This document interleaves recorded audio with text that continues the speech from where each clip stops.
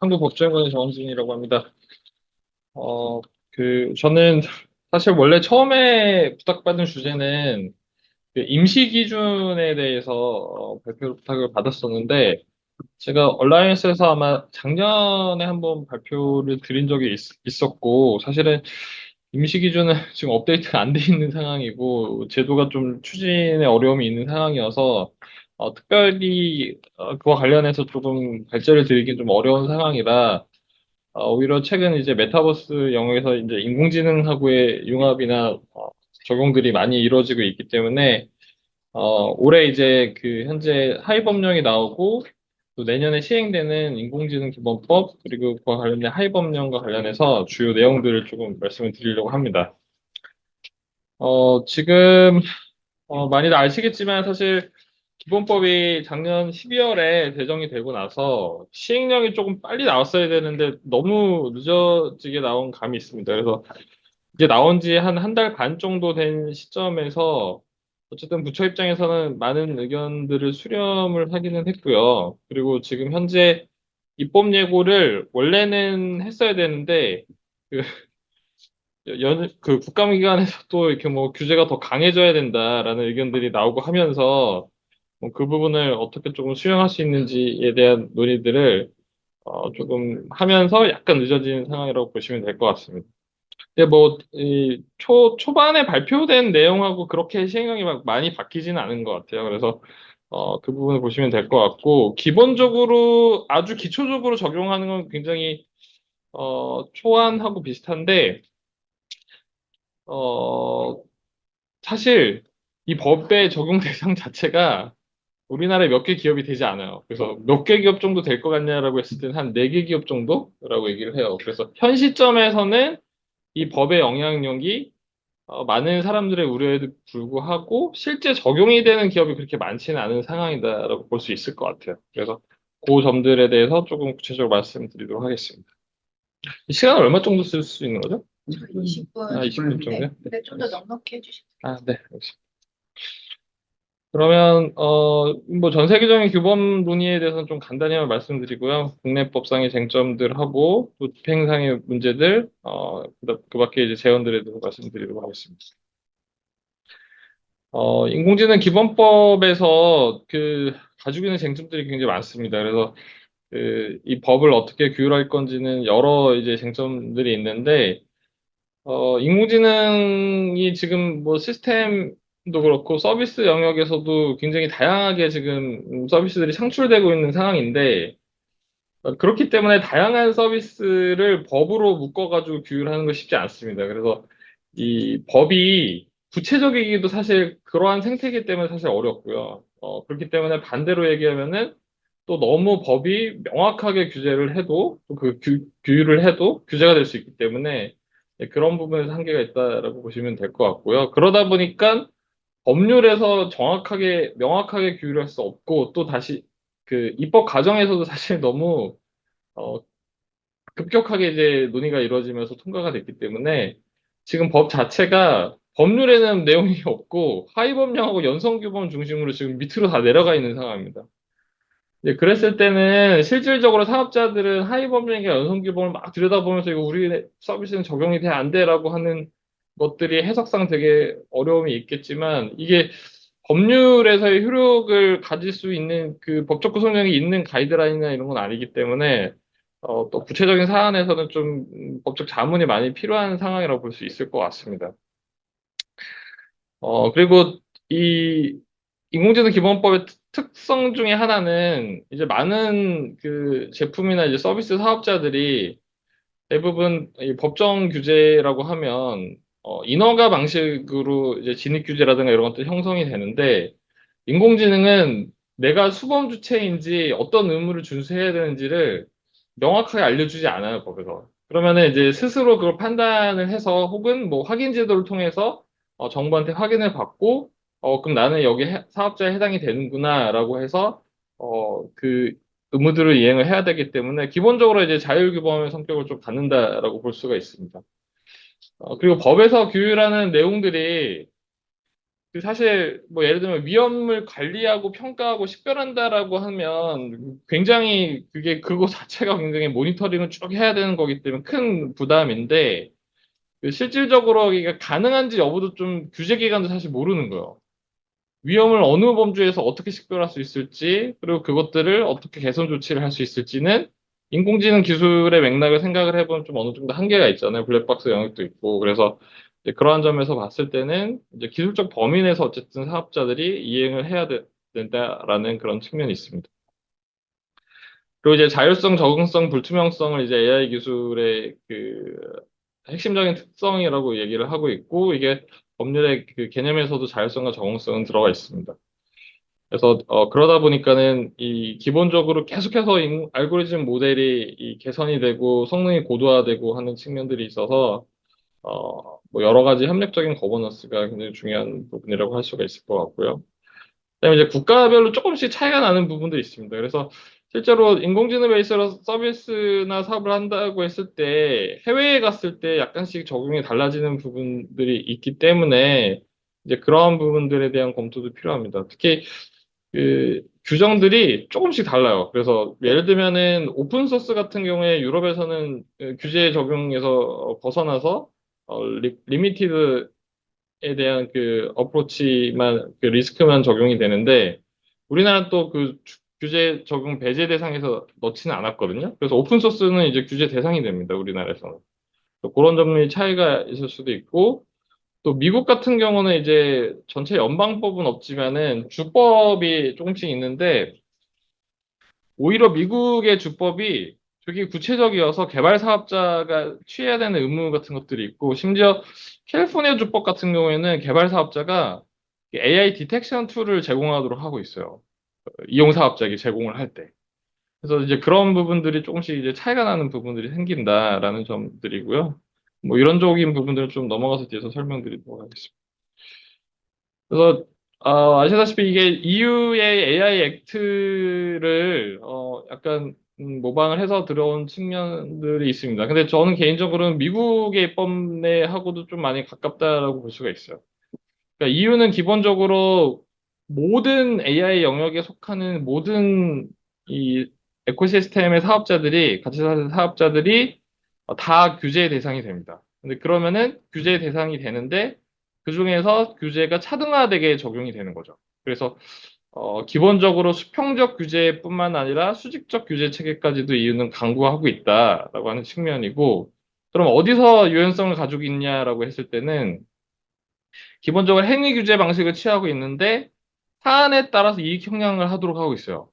그러니까 여기에 나와 있는 금지 대상이 되는 것들도 여기에 속한다라고 하면 다 금지 대상이 아니라 그 개별 사안별로 이익 형량을 했을 때 공익과 사익의 이익 형량을 통해 가지고 이게 금지에 해당되는지 여부를 따져보도록 하고 있어요. 그래서 여기에서 지칭하는 행위들에 해당된다고 해서 반드시 금지는 아니고 이익 형량 일정 부분 따져봐야 되는 그런 측면이 있다라고 하는 점에서 특징이 있다고 볼 수 있을 것 같고요. 그다음에 이제 기본적으로는 이제 고위험 시스템하고 제한적 시스템, 그다음에 리미티드 시스템 뭐 이렇게 해가지고 미니멀 리스크 해가지고 이 리스크 베이스로 규제를 차등화해서 적용을 하고 있습니다. 그래서 예를 들어 그 최소 위험이라고 하는 미니멀 리스크 같은 경우에는 기본적으로 이 투명성에 대한 건 적용이 되지만 이제 기본적으로 그 COP라고 하는 행동 강령 코드 오브 프랙티스를 적용을 받습니다. 그래서 기본적으로 여기에서는 의무 사항은 아니고 그냥 행동 규범으로서의 역할을 합니다.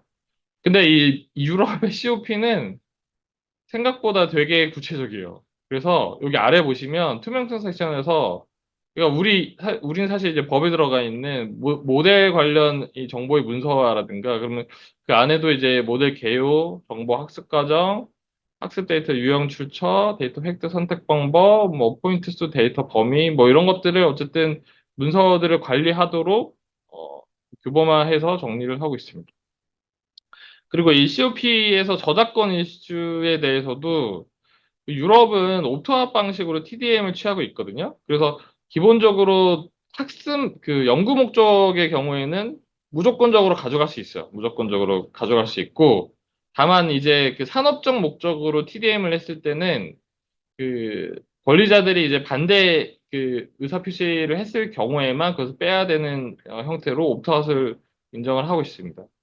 근데 이것도 이제 뭐 엄청 잘 굴러간다고 볼 수는 없어요. 왜냐면 옵트아웃을 어떻게 행사할 수 있느냐 여부가 문제인데, 그, 여기 COP에서 조금 강한 논조를 얘기하고 있어요. 그래서 그 우리가 흔히 얘기하는 로보 텍스트 같은 것도 옵트아웃의 행사의 일환이다라고 해석을 하고 있어서 좀 옵트아웃을 넓게 인정하는 형태로 규정이 돼 있어서 이것도 이제 많이 논의가 되고 있습니다. 그리고 이제 미국 같은 경우에는 그 캘리포니아 주법에서 이제 모델에 대한 것, 학습 데이터에 대한 것들 이제 투명성법이 있고 그 안에 내용들 보시면은 생각보다 규제가 꽤 셉니다. 그래서 생성형 AI에 대해서 그 시스템 코딩하는 그 사업자를 커버드 프로바이더라고 정의를 하면서 다만 텍스트는 또 제외를 하고 있어요. 그러니까 생성형에서 텍스트는 그렇게 큰 위험이 발생하지 않는다라고 생각을 하고 있는 것 같아요. 그래서 텍스트는 제외하고 있고 아까 말씀드린 대로 AI 디텍션 툴을 무료 제공하는 게 이제 의무로 돼 있습니다. 그리고 이제 이용자들한테는 직접 표시라든가 연구 웹사이트 링크를 통해서 이제 투명성 의무를 부과하고 있고 또 이용자들이 어쨌든 그 옵션을 통해서 그 여러 가지 투명한 정보들을 이제 공개적으로 활용할 수 있도록 하는 형식을 취하고 있고 또 AI 시스템을 이제 제3자에게 넘기는 계약을 체결했을 때는 이와 관련된 그 라이선스에 대한 해지 의무를 부여를 해서 이 시스템이 누군가에게 넘겨졌을 때 기존의 라이선스를 해지하도록 하는 계약상의 어떤 강행 규정들을 두고 있습니다. 그리고 학습 데이터 이제 투명성법 같은 경우도 보시면 조금 뭐 뭐까지 적용 제외 이런 것들 규정하고 있고 텍사스 같은 경우도 책임 있는 AI 거버넌스라고 해가지고 규제법적 요소도 되게 많이 다루고 있어요. 그래서 금지 대상들도 규율을 하고 있고 이런 것들을 보실 수 있을 것 같습니다. 근데 콜로라도주 같은 경우에는 이게 좀 우리나라랑 좀 비슷하다고 할 수 있습니다. 그래서 고위험 시스템은 중대한 결정에 이용되거나 상당한 요인을 제공하는 시스템을 대상으로 하고 있고 이용자 고지라든가 알고리즘 차별 같은 주의 의무들을 부과하고 있고 이 법은 저는 약간 이런 형태로 나중에 법률을 개정해야 되지 않을까 싶은데 이제 개발 사업자고 이용 사업자를 우리는 이제 인공지능 사업자로 퉁쳐가지고 해놓고 이제 그 하위 법령하고 가이드라인에서 구분을 해놓고 있거든요. 얘네들은 이제 법률에서 사업자의 의무를 명확하게 나눠가지고 구분을 하고 있고, 우리나라의 체계는 기본적으로 이용 사업자가 책임을 지게 합니다. 왜냐면 최종 소비자한테 전달을 하니까. 근데 뭐 그 책임 범위가 되게 모호해요. 근데 이제 여기 같은 경우는 개발 사업자가 이용 사업자한테 주지 않으면 사실 법적 의무를 할 수 없는 것들이 있잖아요. 그래서 그런 것들을 의무적으로 할 수 있게끔 이를테면은 그 이용 사업자가 영향평가 수행할 때 필요한 자료라든가 정보 같은 것들을 뭐 제공하도록 하거나 아니면 알고리즘 차별에 대한 위험은 사실 이용 사업자가 직접 그 모니터링하기는 어렵기 때문에 뭐 개발 사업자에게 부여하고 있다거나 이렇게 명확하게 의무 사항들을 좀 구분을 하고 있는 것을 볼 수가 있습니다. 그래서 이 법이 조금 우리가 참고를 할 만한 법이 아닐까라는 생각이 들고요. 국내로 넘어가면 발표 자료에는 사실 아주 구체적으로 나와 있지는 않은데 좀 설명으로 좀 보완을 드리도록 하겠습니다. 그 인공지능에 대해서 이제 정의 규정에 여러 내용들이 들어있는데 이제 시스템을 위주로 우리는 정의를 하고 있어요. 그래서 기본적으로 인공지능 시스템이 그 전반적으로 이제 솔루션처럼 그 AI 서비스가 돌아가는 것을 이제 통제하는 추진 체계를 의미하고 그랬을 때 이제 특성으로서 자율성하고 적응성 그리고 주어진 목표를 위한다는 점 그리고 이것들을 환경에 미치는 예측, 추천, 결정 등의 결과물을 추론하는 시스템으로 정의를 하고 있습니다. 이게 일정 부분 이제 추론 모델을 기반으로 정의를 하고 있고 이거는 EU AI 액트에서 가져온 규정이라고 보시면 될 것 같습니다. 그 다음에 이제 AI, 여기는 없지만 이제 AI 제품하고 서비스에 대한 정의가 있는데, 그, 기본적으로 알아두셔야 될 부분이, 그 AI 제품과 관련해서, AI 결과물 자체는 제품으로 보지 않습니다. 그래서 그 생성형을 통해 가지고 만든 것들, 이를테면은 그 AI 영상 콘텐츠라든가 이런 것들은 제품으로 보지는 않습니다. 그래서 그 개념에 대한 이해를 하시면 좋을 것 같고요. 그다음에 이제 인공지능 사업자를 이렇게 묶어가지고 개발 사업자, 이런 사업자를 포괄하는 형태로 인공지능 사업자를 조율하고 있어서 이 두 사업자가 지금 명확하게 법률에서 그 법적 책임 범위가 구분이 안 돼 있어서 많은 비판을 좀 받고 있고요. 이거 떻게 구분을 하면 되냐면 개발 사업자는 사실 명확하긴 하잖아요. 그래서 모델을 개발하는 사업자고 인공지능 이용 사업자고 이용자라고 하는 개념을 좀 구분을 하셔야 됩니다. 근데 어떻게 구분을 하냐면 이용 사업자는 약간 이꼬르 그 제공 사업자로 보면 됩니다. 그래서 실제로 인공지능 솔루션이나 서비스를 제공하는 사업자, 그리고 이용자는 그 서비스를 직접 이용하는 사람이라고 보시면 될 것 같고요. 그러니까 이를테면 그 개발 사업자가 그 범용 AI 모델을 쓰면 그 이용 사업자가 그 범용 모델을 토대로 이제 생성형 AI 서비스를 제공할 수 있잖아요. 그럼 이용 사업자는 생성 AI 서비스를 제공하는 사업자가 되는 거고요. 그걸 이제 이용해가지고 활용하는 사람들이 이용자가 되는 겁니다. 그리고 또 한 가지 개념이 등장하는 게 영향을 받는 자라는 개념이 등장을 해요. 그래서 영향을 받는 자는 그럼 모든 소비자들이 영향을 받는 자냐? 그 예를 들면은 진단 시스템이라고 했을 때는 의사는 이제 이용자가 되는 거고요. AI 서비스를 이제 이용해가지고 진짜 진료를 하는 거잖아요. 그러면 의사가 이용자가 되는 거고 영향을 받는 자는 환자가 돼요. 근데 그냥 일반 소비자처럼 권리에 중대한 영향이 없는 경우에는 영향을 받는 자가 또 아니에요. 그래서 소비자들 중에서 환자는 내가 진찰 이런 게 관련되니까 기본권에 영향을 받잖아요. 그러니까 그렇게 기본권에 영향을 받는 사람만 그 영향을 받는 자에 해당된다라고 보시면 될 것 같아요. 고용량 인공지능에 대한 정의는 사람의 생명, 신체의 안전 및 기본권에 중요한 영향을 미치는 위험을 초래할 수 있는 인공지능 시스템에서 각 어느 하나의 영역에 활용되는 것을 말한다라고 하고 있고요. 그래서 정의는 이렇게 쪼개서 보실 수 있습니다. 생명, 신체의 안전이 하나이고 그 밖에 이제 기본권에 대한 중대한 영향을 미치는 경우가 하나인 거고요. 그다음에 이제 위험을 초래할 수 있는 경우. 그래서 사실 기본권의 영향은 어떻게 보면 현재로서 느 영향을 가지고 있는지, 그 위험의 경우에는 약간 미래적 개념이 있기 때문에 잠재적으로 어떤 위험 가능성이 있는지에 대해서 판단을 해서 이 정의에 해당되는지를 해석을 할 수 있습니다. 기본적으로 강목을 두고 있고 시행령을 이제 카목에 보시면 내려놨는데 이거는 이제 하위법령에서 정하지는 않았습니다, 이거는. 그리고 다른 것들은 조금 영역이 명료한데, 그 3목 같은 경우는 채용대출심사 등이라고 돼 있는데, 그럼 여기에 예를 들면 리걸테크 같은 게 해석상으로는 포함된다라고 보여지거든요. 근데 이제 그 가이드라인에 이렇게 그게 명시되어 있는 건 아니지만, 기본적으로 규제 부처에서 채용하고 대출 심사만 여기에 적용을 하려고 의사를 가지고 있습니다. 그래서 그렇게 보시면 되고, 그러면 여기 각 영역에 근데 우리나라에 고용형 사업자가 몇 명 정도 있을 것 같냐라는 질문에 자기네들이 파악하기로는 뭐 한 3개, 4개 기업이라는 거예요. 그게 뭐냐면 이 해당 영역에 종속이 되는데 그 고용형 인공지능 기본적으로 그냥 뭐 상호 그냥 관계라든가 이런 운영을 하는 것 자체가 아니라 아예 전적으로 인공지능이 최종적인 그 판단까지 내리고 모든 시스템 자체가 전적으로 인공지능에서 운영되는 경우.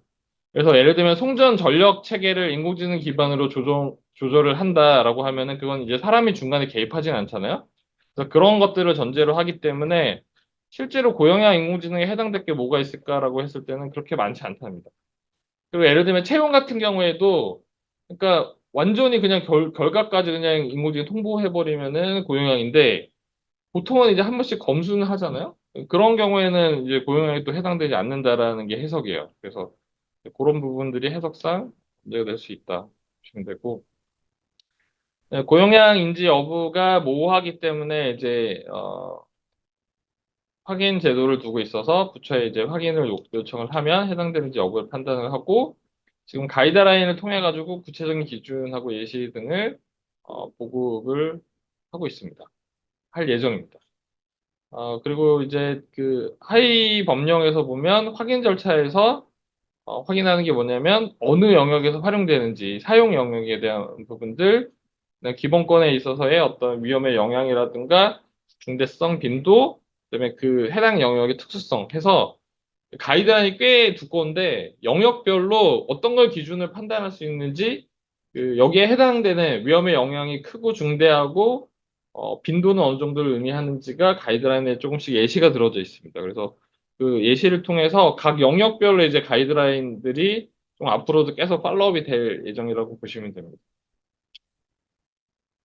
근데 기본적으로는 네, 어려움이 많습니다. 예를 들면 그 시험에 이용하는 시험 문제를 내기 위한 인공지능을 했을 때 그럼 학교는 어떤 사업자가 되느냐 뭐 이것도 있고 그럼 학생들을 대상으로 서비스 하니까는 뭐 학교가 그럼 이용 사업자가 되는 거냐 뭐 이런 부분도 있고 좀 모호한 부분들이 있을 수 있고 그럼 개발 사업자고 이용 사업자도 애매한 경우들이 있습니다. 그러니까 직접 개발하는 거 하고 그냥 외주를 줘가지고 개발을 했을 때 어디까지가 두 사업자가 구분이 되느냐?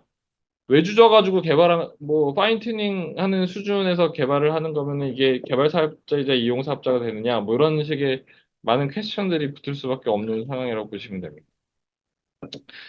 그다음에 이제 고용량에 해당되게 되면 사업자의 책무 규정이 따로 붙게 되고요. 그래서 위험 관리 방안이라든가 어, 기술적으로 가능한 범위에서 인공지능 결과, 그 최종 결과 도출에 활용된 주요 기준, 학습 데이터 개요, 설명 방안 수립, 네, 이용자 방안, 뭐 고영향 인공지능 사람의 관리 감독, 그다음에 안전성, 신뢰성 확보를 위한 문서의 작성과 보관 등등을 어, 사업자의 책무로서 요구를 하고 있습니다.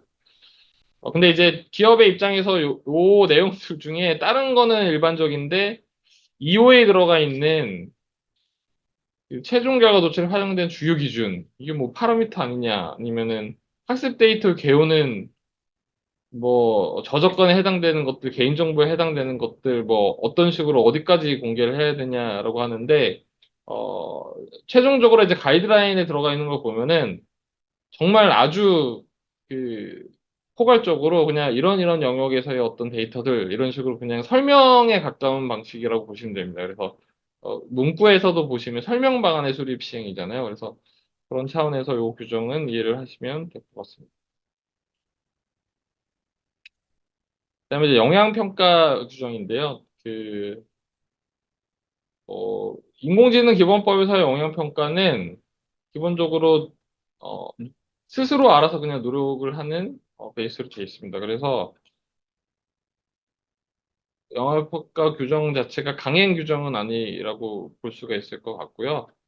그래서 고용한 인공지능에 한정해서 영향평가를 해야 되는 의무가 붙습니다. 그래서 기본권이 뭐고, 그 사용 형태가 어떻고, 네, 그런 것들이 어떤 방식으로 산출이 되고, 또 이에 따른 위험이라든가 이런 부분들은 떤 것들이 발생을 하는지, 이런 것들이 영향평가의 대상이 된다고 보시면 되고요.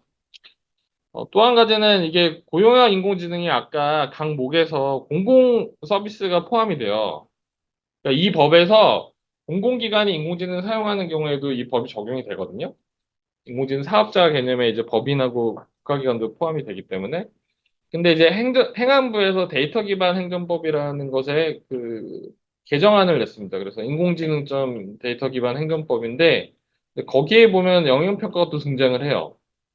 그 법에서의 영향평가는 공공기관이 보통 그 기관에서 하는 역할에 따라서 그 뭐 자체적으로 뭐 ERP라든가 내부 시스템을 위한 그런 인공지능 적용 대상이 아니고 뭔가 대국민 서비스를 제공을 하는데 인공지능을 가져와 가지고 파인 튜닝을 할 거잖아요. 거기에 맞게끔. 그럼 그 파인 튜닝한 형태가 국민한테 어떤 영향을 미치는지 여부에 대해서 영향 평가를 하도록 하는 규정이 그 개정안에 들어 있거든요. 그래서 과기부에서는 일단은 우리 거는 중복이다라고 하는 접근인데 그래서 그 법도 또 공공기관 납품에 있어서는 봐야 되는 부분이라고 보실 수 있습니다.